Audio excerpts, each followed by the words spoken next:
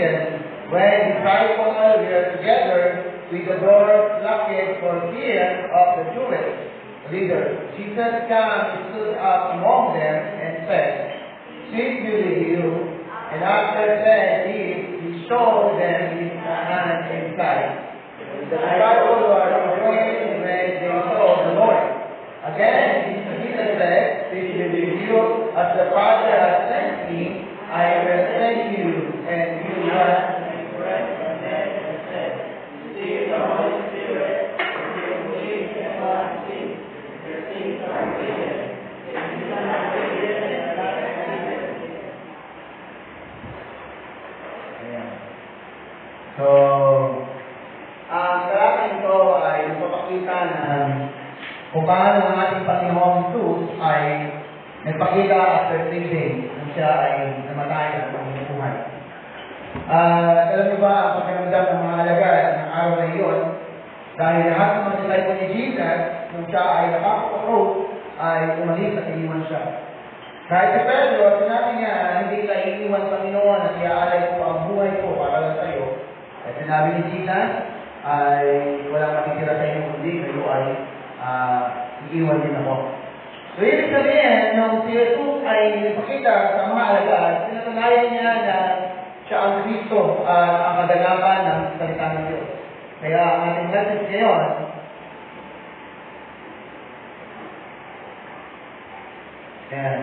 Jesus' mission and vision. Amen? Ano ang mission ni Jesus? Saving the world. Save ang katauhan. Ang vision ay go to the whole world proclaiming the gospel. So, kailangan maintindihan. First, Jesus will love us. Alam niyo ba sobrang tayo mahal naman ni Jesus? Isipin ninyo, nung siya ay napapag-cross, tuloy na buhay, hindi siya nagkaroon ng hate. Dahil alam niya, mga bagay na yun, ay sinabi na salita ng Diyos, na lahat ng kanyang mga alagad, iiwan siya at kailangan mangyari mga bagay na yun. Bakit? Dahil po, ialok ng Diyos na ang mga alagad ay mamatay, sinong witness? Wala, di ba? Kung yung mga alagad ay mamamatay yung time na yun, wala na kayong witness at wala magpapahayag ng gospel. Kaya ang situation na yun ay magpapakita na ang lahat ng mga bagay ay nasa ilalim ng kapangyarihan ng Diyos at mula sa lumang tipan hanggang sa bagong tipan, ang ginagawa ni Jesus ay kaganapan ng mga salita ng Diyos. Kaya natin maintindihan, ang pagpapakita ni Jesus sa mga alagad ay first,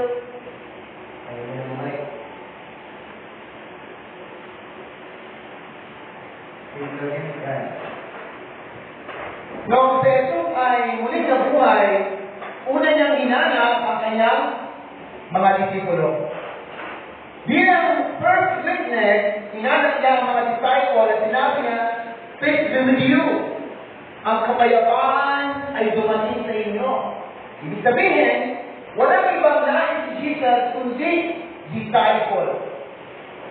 Bakit? Nung si Pedro ay nangisda, bumalik sa kanyang lumang trabaho, hinanap si Jesus. At sinabi sa mga alagad niya, kay Pedro, "Mahal mo ba ako, Pedro? Pakainin mo nga ang mga alagad. Alagaan mo nga ang mga alagad." Anong mahalaga sa Diyos? Walang iba kundi disciple. Ibig sabihin, ang Diyos, ang dami niyang hinahanap, disciple niya.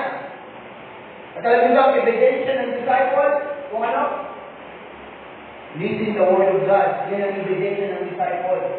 Ibig sabihin, ang disciple, nagre-rely sa salita ng Diyos. Ang mahal na ni Jesus, mga disciple, at kung ang purpose niya, sa field, kahit napakaraming tao, ang concern lang ng Diyos, disciple niya. Bakit? Kasi ang disciple, ang binigyan ng mission and vision para sa kaganapan ng gospelization. Ibig sabihin, walang ibang mahalaga sa Diyos, kundi disciple. At kung tayo ay disciple, we are apple of the eyes of God. Tayo yung manstanya sa paningin ng Diyos. Wala sa ibang gusto, kundi mga disciple niya.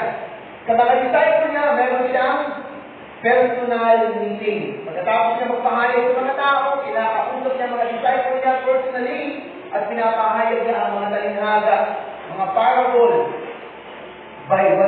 John. Ini-explain niya kung ano yung mga talinhaga ng binhi, ano ang talinhaga ng pakikinig, ano ang talinhaga ng tinapay. Ang lahat ng linigin niya sa mga tao, hinaayon sa kanyang mga disciple. Kaya disciple, ang pinakamahalaga. Walang mapagpunsoy ng Diyos, kundi disciple. Bakit? Kasi ang disciple, sila ang may heart for the mission. Walang pakialam ng mga Gentiles. Walang pakialam ng mga Pharisees, Sadducees. Wala silang pakialam. Bakit? Kasi sila, nag-islan na sila sa kung ano ang isang na naman ng puso nila. Pero mga disciple, ayan, tumatayo kung ano ang kalooban ng Diyos. Sila ng disciple. Alam niyo ba kung ano yung disciple? Sabi ng Sadducees kay Jesus, Panginoon, susunod po ako sa inyo. Sabi niya sa Sadducees, sa Pharisees, may lungga ang mga asong bubad, may tirahan ng mga hayop, ngunit ang anak ng tao, wala man lang mapagtirahan. Yung alaga na nagsabi, Panginoon, ipahintulot mo ako umuwi muna at ilibing ang aking magulang. Anong sabi ni Jesus? Sumunod ka sa akin, hayaan mong ilibing ang mga patay ng mga patay. Ano ang pagkakaiba ng disciple? Ang disciple, hindi siya ang may kagustuhang sumunod sa Diyos, kundi una sa inibig ng Diyos at naramdaman niya pag-ibig sa Diyos, kaya sumusunod. Ang Pharisees, ang Sadducees, gusto niyang sumunod kay Jesus. Pero sabi ni Jesus, wala kang mapapala sa akin. Bakit? Isipin ninyo, magaling na ang mga Pharisees sa Scripture, matatalino na sila. Bago pa bago ang Bible, bago pa nailipat sa papel, alam na nila, kabisado na nila ang mga bagay yun. Pero alam niyo ba, hindi nila kayang gawin ang makapagpalayas ng mga demonyo. Ang hindi nila kayang gawin ay makapagpagaling ng mga karamdaman. Kung magagawa na yun ng mga Pharisees sa Sadducees, higit na sila kay Jesus. Alam ni Jesus ang desire ng mga Sadduceo para sa iyo. Kaya sabi niya, may ang mga asong bubat, may mga luga, ngunit ang anak ng tao walang mapagtirahan. Wala kang mapapala sa akin. Pero yung alagad, gusto mo umuwi. Ano sabi niya? Sumunod ka sa akin. Papayaan mo sila sumunod. Kaya ang mahalaga na kay Jesus, walang iba kundi disciple. Next, restoration of relationship with God. Ano ba yung restoration of relationship with God? Nung si Jesus ay napako sa cross, ang lahat ng mga alagad ay nagkanya-kanya. Nagtago sa isang pilit, nanalangin na may takot sa puso. At sinabi niya, peace be with you. Kung tayo yun, kung tayo ang pinagkalaro ng kaibigan natin, pagpunta mo ng bahay sa biyubang, dumating sa iyong kapayapaan, ususumbatan ko nila, alam ko, walang.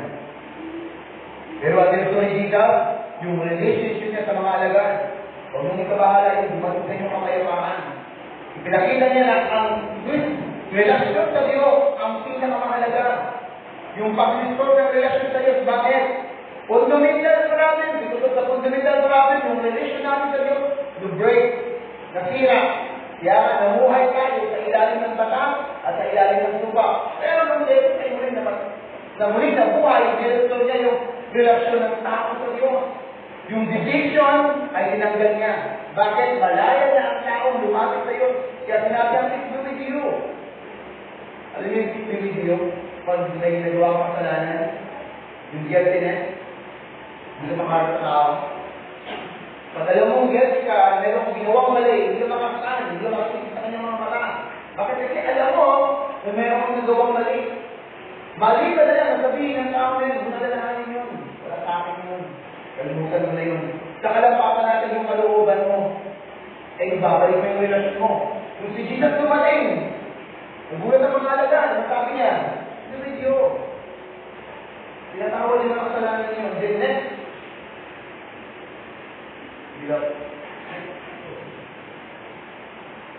and then, love and salvation. Ano ang love? Salvation? Because of the love of Jesus Christ, nakatanggap tayo ng salvation.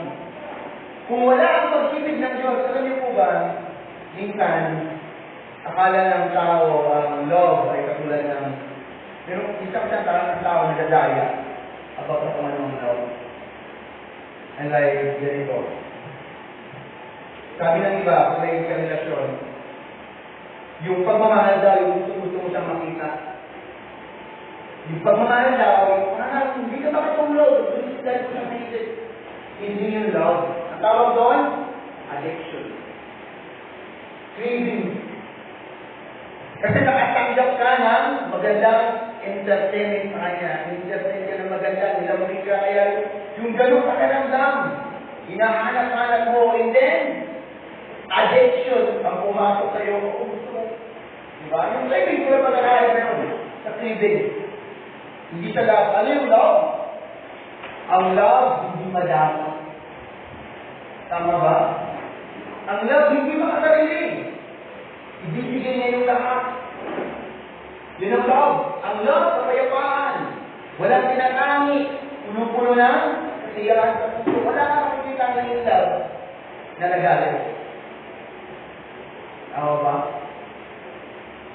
Ang dala ng pagmamahal ay kapayapaan. Kaya ang dumating si Gina, kanyang pinito. Yun ang love. Pag dumating sa'yo, payapa ang buhay mo. Hindi ka bubuluhin. Hindi ka maging stress. Bakit kasi yung love? Smooth lang siya. Walang bakas. Pagdating sa pagmamahal. Binibreak ng pagmamahal ng batas. Hindi. Because of the love, salvation. Yung kamatayan ni Jesus Christ, yung pinakita niyang sugat.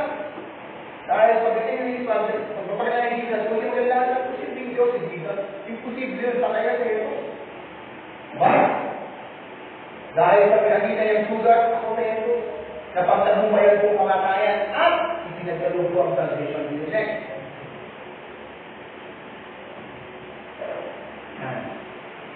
People who fulfill the mission. Sino ba yun? So, next. Yan. We are the people. Yung mga tao na yun, na pinagkatiwalaan ng mission. Yung si Jesus at sa mga lagay niya, wala kang ibang sinabi, kundi He is the guy sa tulad ng God. Walang ibang mission tayo. Sabihin na sa lahat ng tao si Jesus ang Kristo.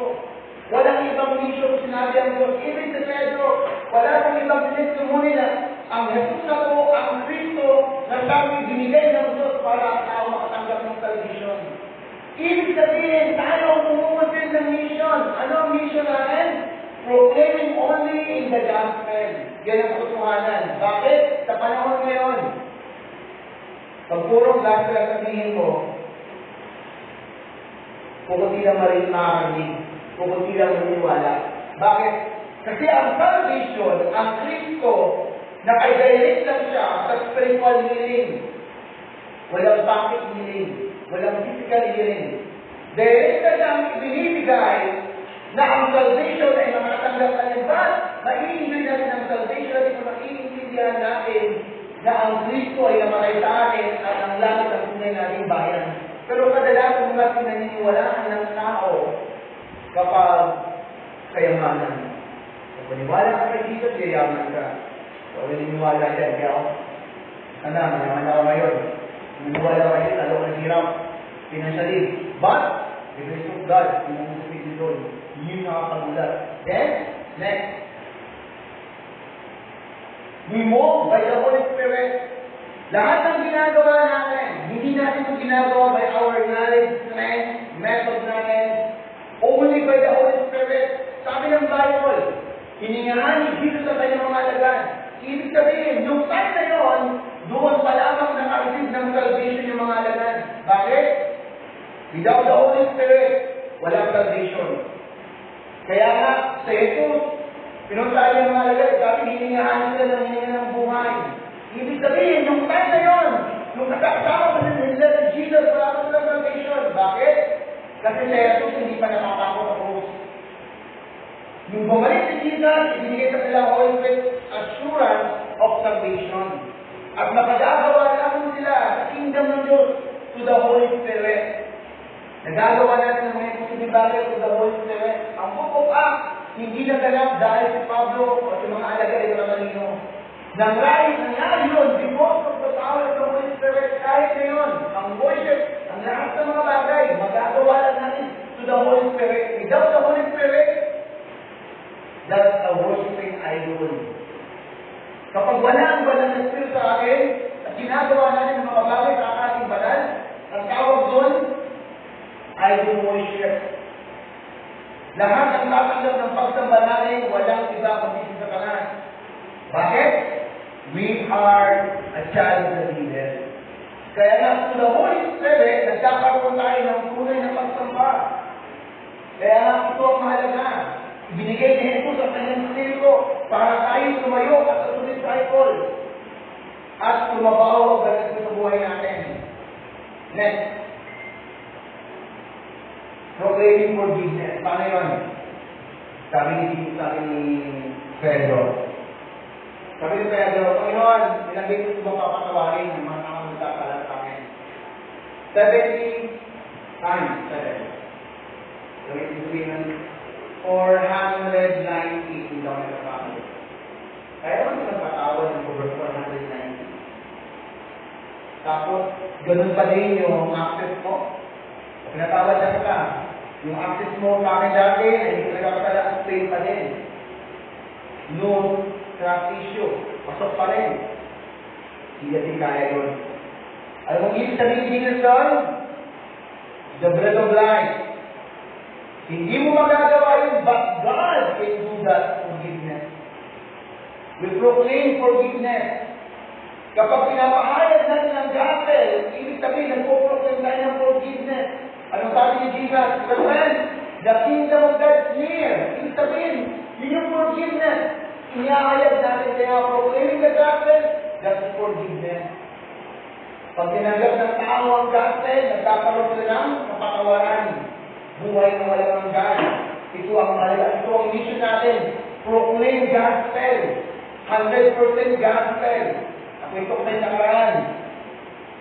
Yung tawag nito, member ni Pakurapi.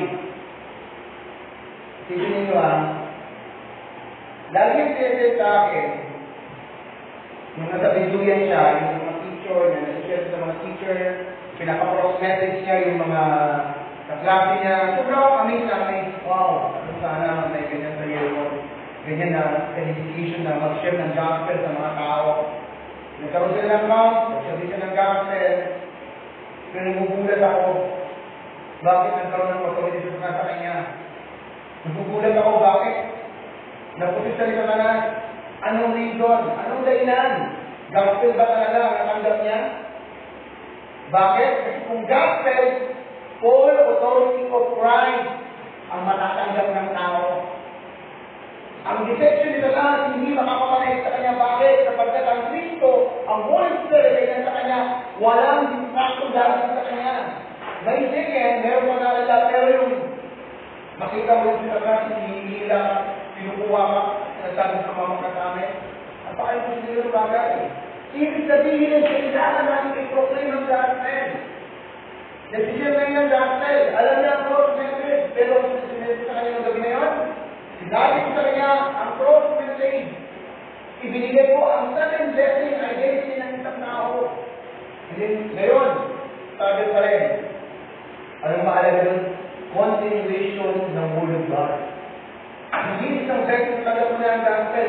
Continuation ng Word of God. Continuation na marinig ng tao ang gospel. Hanggang mag-build.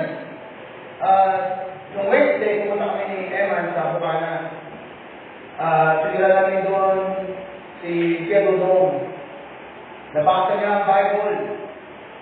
Pero alam niyo ba, hindi ko siya sa Bible about the forgiveness. Anong interpretation niya? Dumating daw sa kanya yung kanyang pinsan na may dalang 10 kilong bigas. At dahil wala siyang trabaho, sabi niya, pinapalabigay hindi ito sa'yo. Dahil wala siyang trabaho, sabi niya, ibigay mo yan doon sa magina ko. Nung pumunta siya sa magina niya, walang dumating na bigas, kaya nanggalit daw siya. Suba siyang nainit at pumasok mga ibang mga bagay sa kanyang ito, gusto niya patayin ang tao yun. Nung nabasa niya ang salita ng Diyos, nagkaroon siya ng guilty, Panginoon, patawarin mo ko. Nagkakasala ako. Hindi ko alam magagawin ko. Hindi na iisip ng forgiveness. Pagkabi noon. Alam niyo kung yung sabi ng forgiveness? Pag lagi tayo sa Word, pag binabasa natin sa salita ng Diyos, binabasa natin ito by the law, hindi by the grace. Ang from our past, present, and future, tinatawad ng Diyos ang ating mga kasalanan.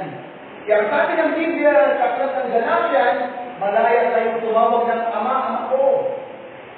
It is a full of confidence that we are the child of God.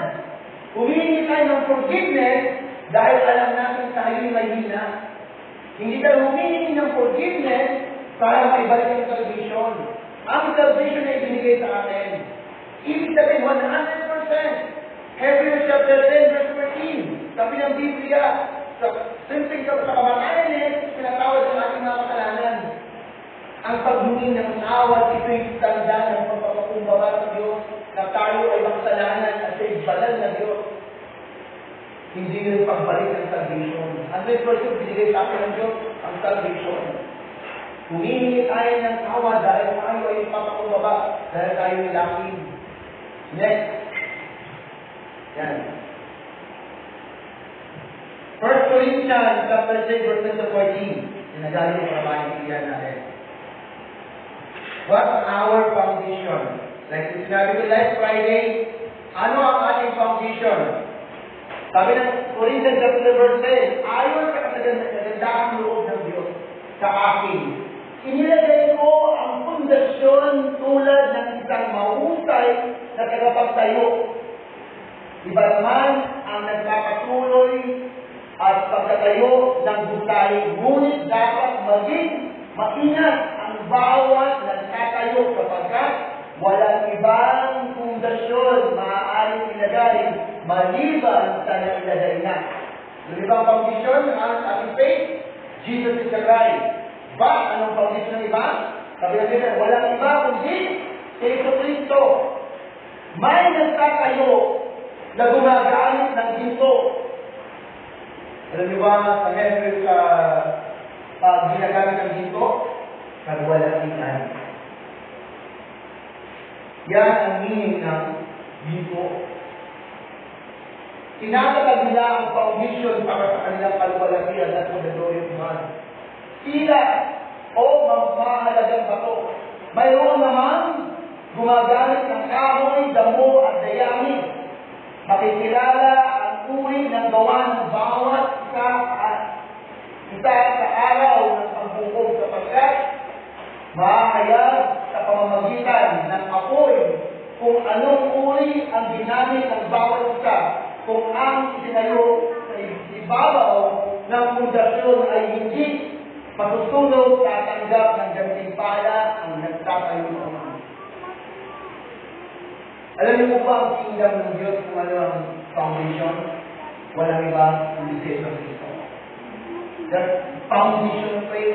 Ito yung foundation of faith natin. Ginagawa natin yung medicine not for our glory. Hindi para matanggap ng ginto. Hindi para matanggap ng mga material things. Because ang central natin, walang iba kundi Christ.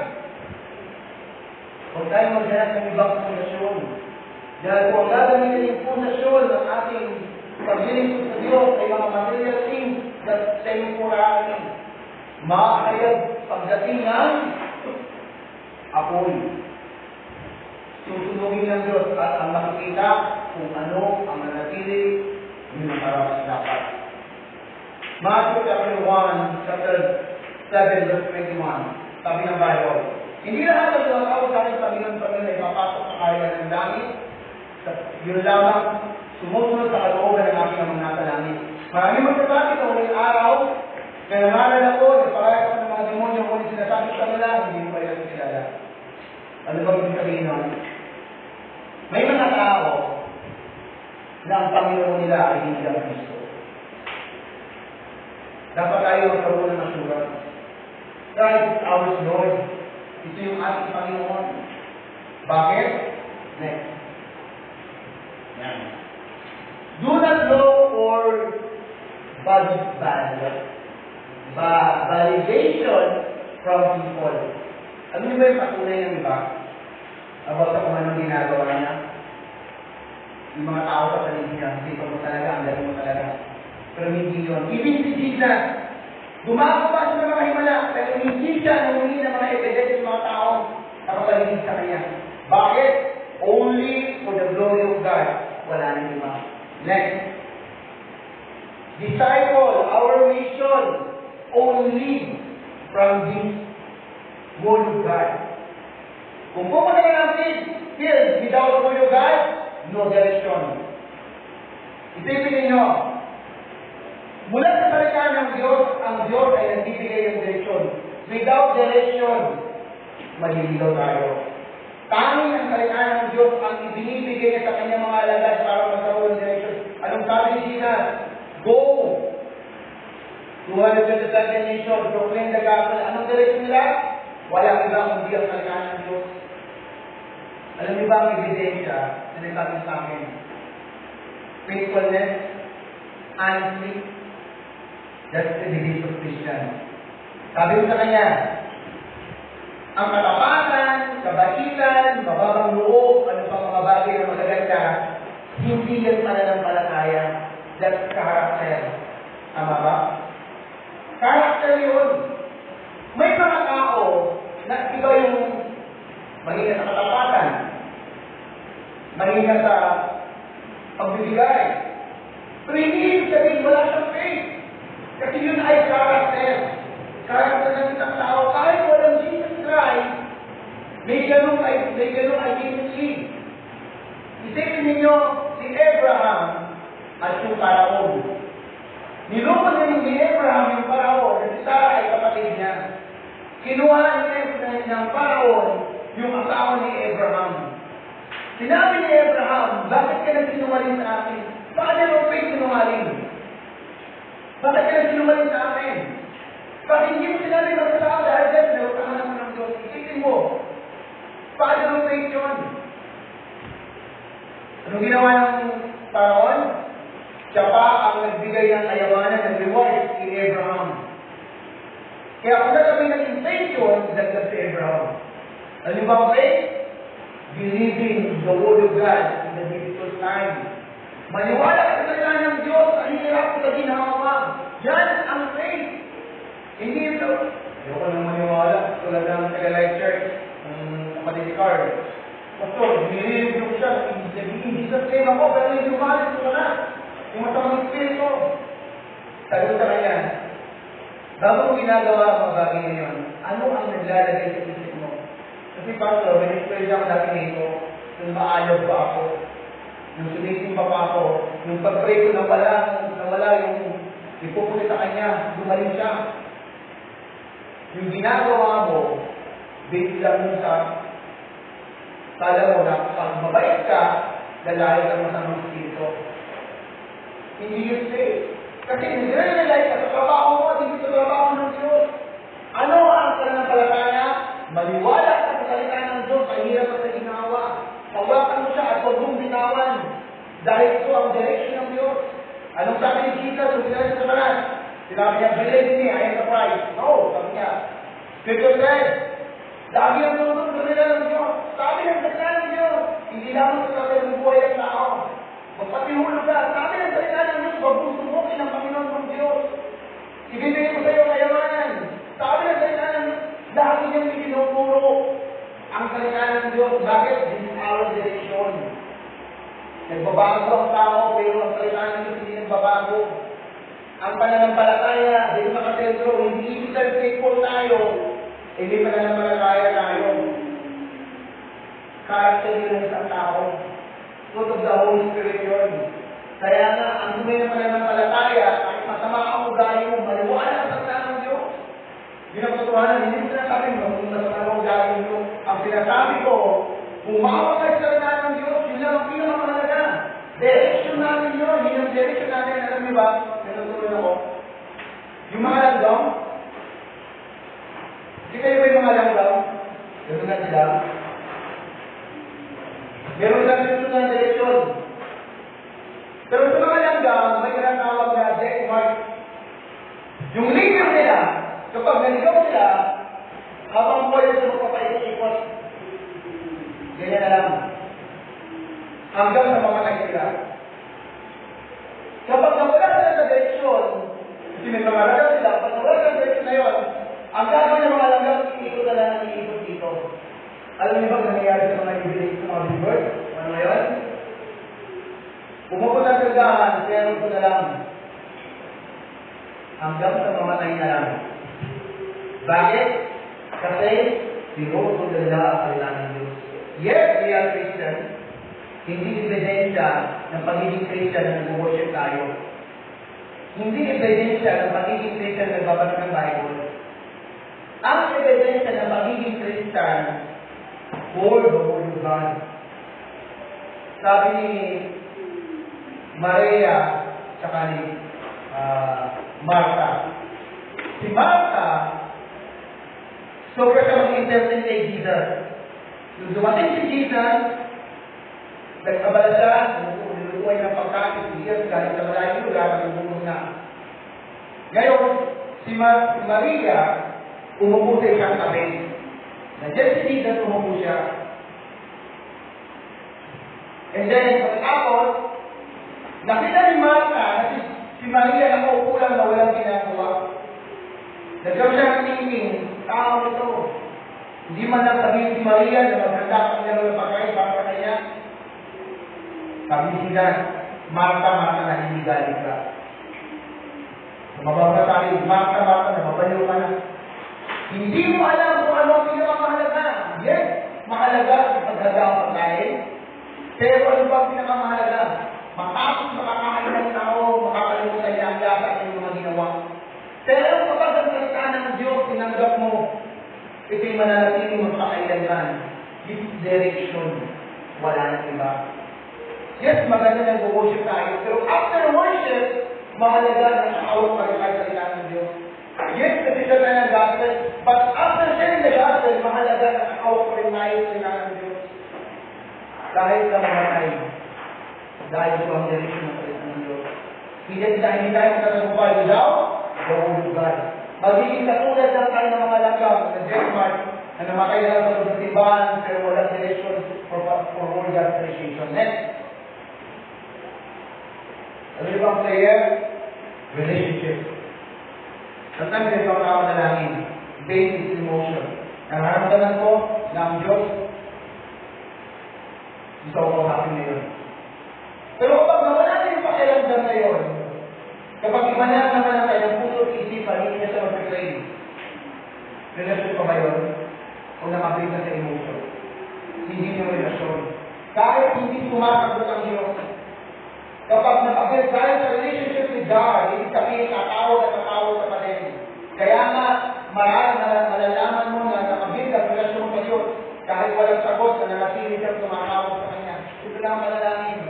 Ito wala na akong sabi sa Diyos. Nagpadalangin ko, Panginoon, wala na akong masabi. Bakit? Pabago-bago isip ko, pabago-bago puso ko, nag-aalala ko sa lahat ng bagay. Do you think tama pa rin sabihin ko sa'yo? Kausapin mo ko. Tulungan mo kung maintindihan ang tamang tuloy ko. Tulungan mo kung manatili sa kung anong pagkatawag ko sa akin. Dahil pag hindi mo pinigil ang strength, lalabas ako sa pagkatawag ko sa akin. Kausapin mo yung buhay ko.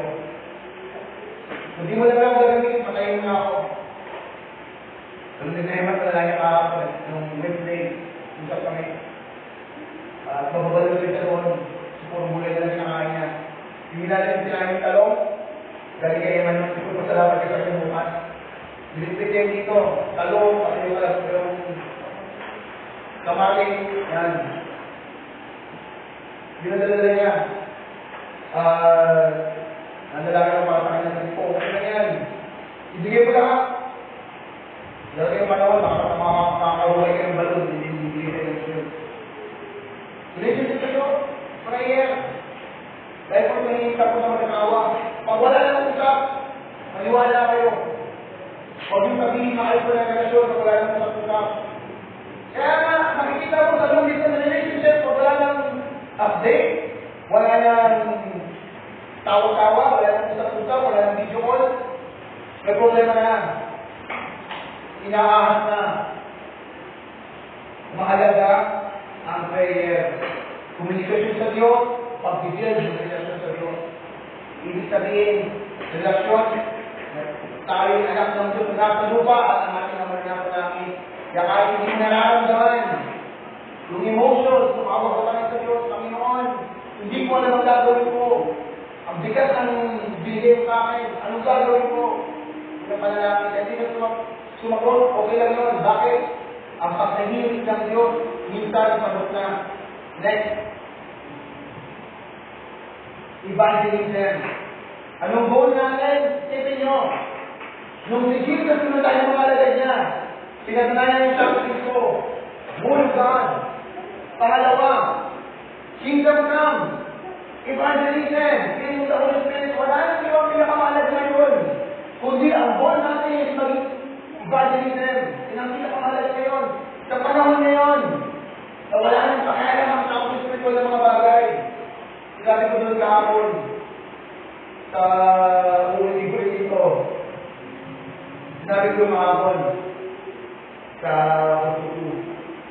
Alam niyo ba sa lahat ng hayop na nilikha ng Diyos, bago nila kayo may trabaho para sa kanyang pagkain? Ay, hindi ba yun? Ang kambing may trabaho para sa kanyang pagkain. Ang baka gano'n din. Ang lahat ng halilan sa baboy, ang baboy mo. Pero alam niyo ba, pag binibigyan ng amoy yung baboy, ang isip nila ay dito very pag malusog na sila, wow, mahal na mahal talaga ako. Pero hindi niya alam na yung amo niya, ang pagtaba niya, ang budiyak na tuloy sa pakain. Alam niyo ba ang mundo ngayon? Ang pinaka-tali lang, kailangan maging mayaman, mabuti yun. Pero hindi nila alam na nagtakda sila pakain pagdating ng pagkatapos ng mundo ito. Ang buhay, ang goal ay hindi ang pagkayaman. Hindi mahalaga. Kailan niyo ba si Kim Duncan? Kailan niyo yun? Player na NBA ng very good. Sinugero nga. Pero magbatikmol ka sa umaga o sa gabi. Alam niyo ba yung buhay niya? Siya na lang ang ibang player na hindi nagsusuot ng gold. Hindi nagsusuot ng mga bagay, ng mga mahal na bagay. Ang forma niya, nakadress na po, yung gamit niya luma, simple lang. At alam niyo ba kung anong dahilan niya, kasi nagsusuot ng mga mahalin? Kasi nung bata pa siya, binagsak ng bagyo ang bahay nila. Namatay ang mga magulang niya. Doon siya nagkaroon ng realization na anong bagay ang ipupunda mo sa mundo nito na pwede ko yung mawala sa isang simak ng kamay. Kaya ang ginawa niya, nabuhay siya kung ano pa rin ang dati. Hindi siya bumili ng mga sakyan. Ang binili niya, mga walutang lang. Hindi siya nabuhay sa marami ang mga material. Nabuhay ka rin sa isang bagay. Tapos ang thinking niya, lahat ng bagay sa mundo nito is temporary. Bilang evangelist ko lang, ibang pinakamahalaga lang sa dito. Sabi ng Biblia, maggalaw ang lahat ng bagay, ngunit mananatili ang pagkanan ng Diyos. Kung tayo humanap ng evidence sa mga tao, ang tao pinagbilang. Sasabihan kayo magaling ngayon, pag alam niyo magaling ka, hindi mo ka nabigyan ng sabihan magaling, alam niyo magaling ka. Pag pinagkak mo papuri ngayon, ang naisip niya lang, magaling na yan. Pero sabi ng Bible, ang papuri mo, yun na lang. Lumapag ang Diyos, nagbigay kayo ng mahal habang buhay. Ito ang pinakabuhay natin. Evangelism. Ang direksyon ng simbahan, walang iba kundi ito lang. Kapag hindi na namin ang mabuhay ang mga malalaga sa word, prayer evangelism, may problema na. Walang problema sa mundo natin. Walang problema sa simbahan. Ito naman na nangyayari. Ang tutik, wala na nangyayari yan. Ikaw na ganyan. Sobrang sakit na. Pero iniisip ko, hindi lang talaga yun. Ako may problema. May problema ang puso ko. May problema ang isip ko. Hindi ko ma-interpret ang gospel sa mga situation na to. Anong gagawin ko? Kaya alam mo pinakamahalaga. Prayer. Anong pinakamahalaga? Diyos maiintindihan na bakit sila gano'n. Kasi, wala silang problema. Ako may problema. Hindi na ako makuha sa gospel. Iba na ang foundation ko. Pero kapag tayo ay yung foundation nito, bubuhay tayo masaya. Bakit? Binisip nila. History ito, bakit sila walang sinabi ko ay? Simple lang. Sabi ng Bible, maging foundation si Cristo. Pag dumating ang bagyo, makakalilang na tayo. Walang ibang purpose na come. Like yung ating tema, pag-apoy, hindi na sapat sa event. Ang account namin, hindi na sapat sa event. Alam niyo ba ang event? Pagkatapos wala na. Pero nalala ko, after this event, nag-enjoy yung mundo lahat ng mga bataan na tumayo, ilang evangelist. Hindi lang moment of happiness, hindi mag-enjoy yung ng buhay nila. Kasi like, gagamitin ng Diyos for power transportation. Yun ang goal natin. Kaya, gumagastos tayo ng pera para lang balikin ang sa day. At ni-encourage natin yung mga bataan na sumali doon. Bakit? Kasi ito lang ang bataan natin. May problema ang gospel, i-stretch ang gospel sa mga bata at maging buhay nila ang prayer. Yun ang pinakamahalaga. YSM. Napakalaga ng YSM. Yung mga bata na niliit, nakikita ko dati, sinusulo yung mga bata. Pero ikaw kung paano nagsimula yung mga first generation natin. Ngayon kapag na ng isang tumugtog. Kasana yung mga first generation, matulong nila nila. Luwag ko para mag-excited ako. Kaya pag wala ako, kung nandun ako dito, hindi ko rin tanong. Hindi ka ikat, kung nandun ko sa'yo, may kita mo. Simple lang, di ba? Kaya ito kung makapag-isip, bakit? Wala naman kami na ikaw sa mga maral. Walang tayo po. Kapag patayo, hindi pagkako. Let's pray for this. Amen? Mabuhay tayo for the mission and vision. Hindi ba yung pagkakas ng ambition, Roy? Panawag sa application. Ang vision natin, locally na gospel. Kung magkakaroon ng ambisyon, kung tayo ng ambisyon para sa glory ng Diyos, hindi para sa atin. Yun ang pinakamahalaga. Everybody, thank you Lord, sa oras na ito. Kaya mo Panginoon, sa pabalikan ng salita, magkaroon kami ng vision, katulad ng ating Panginoon Espiritu. Kapilalayan Panginoon, na inanda mo ang sirit para tumanggap ang salita mo. Pagpalayan Panginoon, ang mga bagay ito. Kaya ang salita mo Panginoon, ang maging direksyon namin kung paano nagdadapan ng Palawan Transportation. Magkaroon kami ng malawak relasyon sa iyo sa pamilya ng prayer. Hindi nakabase sa aming emotion, hindi nakabase sa aming kanilang galing. Kundi nakabase ito Panginoon sa relasyon namin sa iyo. Bilang aming Panginoon na tagapagisa. Huwag maging goal namin Palawan Transportation. Lahat ng mga tao, mga kasaluhan